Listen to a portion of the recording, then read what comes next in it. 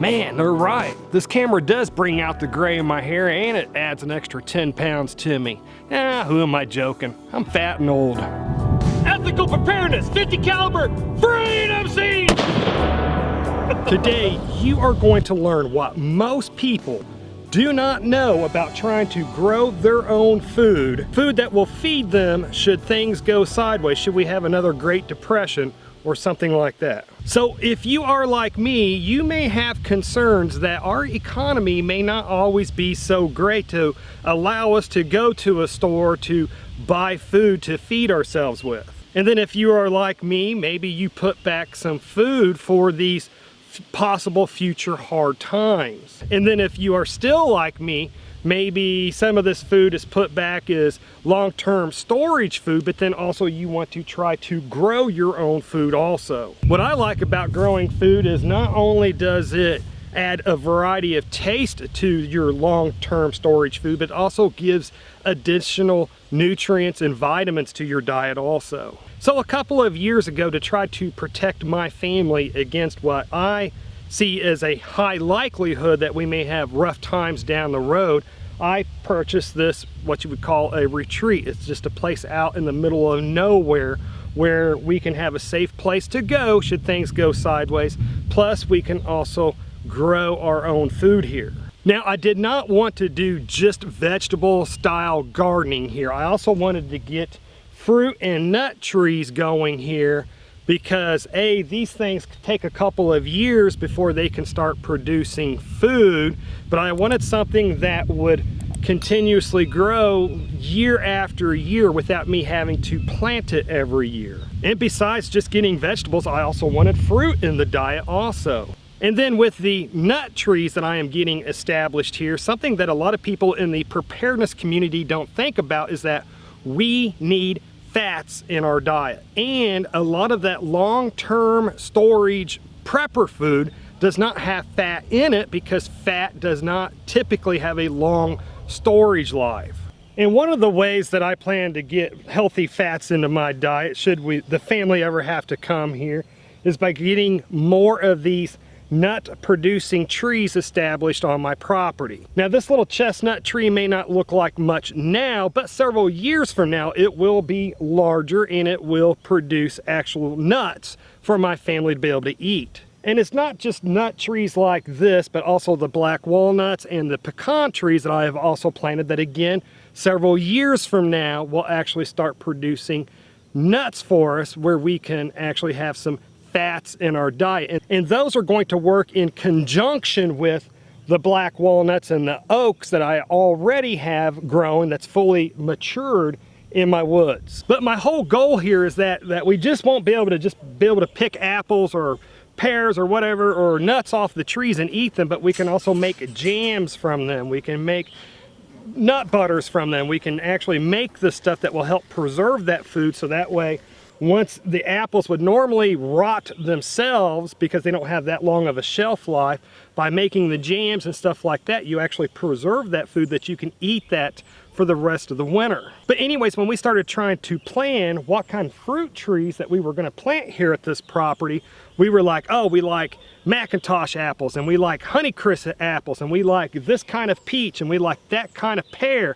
And so we were buying those well-known named fruit trees, and then once I got those planted, the second year, once those trees actually started producing leaves, I started seeing brown spots on those leaves and bugs and stuff like that on those leaves, and those were affecting our harvests. And what I learned is that many of these popular named fruit trees that you get, many of them are susceptible to all kinds of diseases and insects out there. And I had always heard that a lot of commercial farmers used a lot of pesticides and stuff on their trees, but what I learned is that they have to use those pesticides and those other sprays on those trees so they can actually have a harvest, because if you don't spray these trees, you get apple cedar rust, you get blight, you get insects that eat the apples, or you eat the leaves and the flowers that keeps you from getting apples to begin with. So what I ended up learning in my research is that while there are all these popular and well-known varieties of apples and peaches and pears and stuff out there, I started learning that many of these trees have disease and insect resistant trees out there that you can get that won't be as susceptible to those diseases and to those insects, and that you will actually get more of a harvest if you're not able to spray these trees. So while I still have my Honeycrisp and my Macintosh apples, I also have the Freedom apple tree, which is here. This is a disease resistant tree.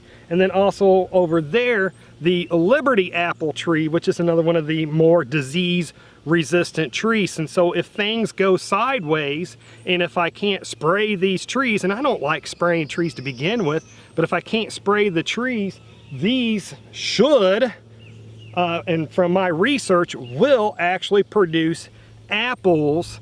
So if things go sideways, we can still eat. And here's another example. This poor sad looking peach tree. This is like the third year this peach tree's been here, and this year I actually thought we were going to get some peaches off this tree. But at the beginning of this year, I noticed, or towards the later spring or what have you this year, I noticed that a lot of the leaves had these red bumps and curliness to them, and I found out that these had suffered what's called peach tree curl. And what peach tree curl is where it gets a fungus, and the fungus kills off at least the leaves, and I think the flowers too, but it definitely affects your fruit harvest. So with these peach trees, I did some more research, and I don't know if you can see them on the camera or not because the sun's so bright, but I did some research and found some resistant peach trees that are more resistant to those fungal infections and also resistant to bugs, where I should not have to spray those trees at all for them to produce fruit for me. And again, it's not just so I can have a tree that I can pick fruit off of, it's so that we can harvest that fruit and make other foods out of them to preserve that food so that we have something to eat throughout the winter also. Now where I'm growing my fruit trees at and some of my nut trees at, I also wanted some of these Paw Paw trees growing too. Now I already have these Paw Paws growing naturally in my woods, but when Paw Paw grow in the woods, they grow tall and leggy and they produce some fruit. But when you grow Paw Paw trees in an open field like this, instead of growing tall and leggy, they will actually grow out more bushier like a regular tree does. And then with the extra sun, they will actually produce even more fruit. But what you got to do is the first year or two, you got to keep those Paw Paw seedlings shaded, like you see these other trees here where I've got those shaded. But then when they reach a year, 2 years old, or when they get above waist height, then you can remove that shading, and the extra sun that they get out here in a field like this, again, will make them more bushier and then produce much more fruit. And if you've never had Paw Paw before, you don't know what you're missing. You don't commonly find it in the stores because it does not ship. By the time they would ship it from a Paw Paw farm to the store, it would be all bruised and brown. But when you can pick it fresh and eat it, man, think of like a banana and a mango and vanilla, those flavors mixed together with a custard-like flesh. Excellent stuff. But again, in the past with wild Paw Paw that I have harvested from my woods, I have made Paw Paw butter using Paw Paw instead of apple, and I've made other foods with the Paw Paw so that it preserved it so I could eat it for the rest of the year until you could get a harvest again. And the great thing about growing Paw Paw, and why I wanted it, besides where it produces more fruit in the field like this, one of the great things about Paw Paw is since they are wild, since they do grow in the wild, they are more naturally disease and insect resistant than most commercial fruit trees are. So this is definitely a tree here that I don't have to spray with anything, and I will get great harvests from this just a couple of years from now. And I've got 1, 2, 3, 4, 5, 6, 7 or 8 of these Paw Paw trees in this field.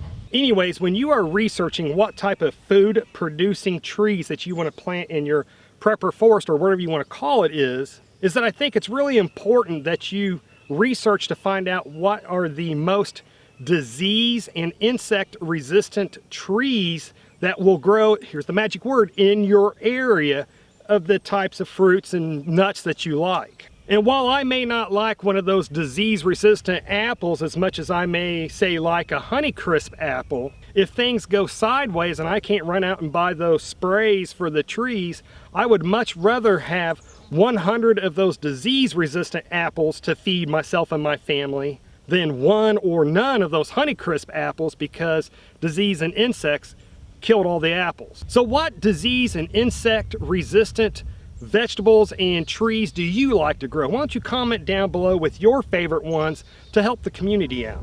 And to learn some different tips and tricks that you can use to help you grow different vegetables so you can feed yourself should things ever go sideways, then click on the video that should be appearing on the screen just about now to learn that powerful knowledge. Anyways, folks, this is enough internet for me today. I do need to get back to work. And folks, if you made it this far, hey, thank you very much for watching. And I pray that you have a good night.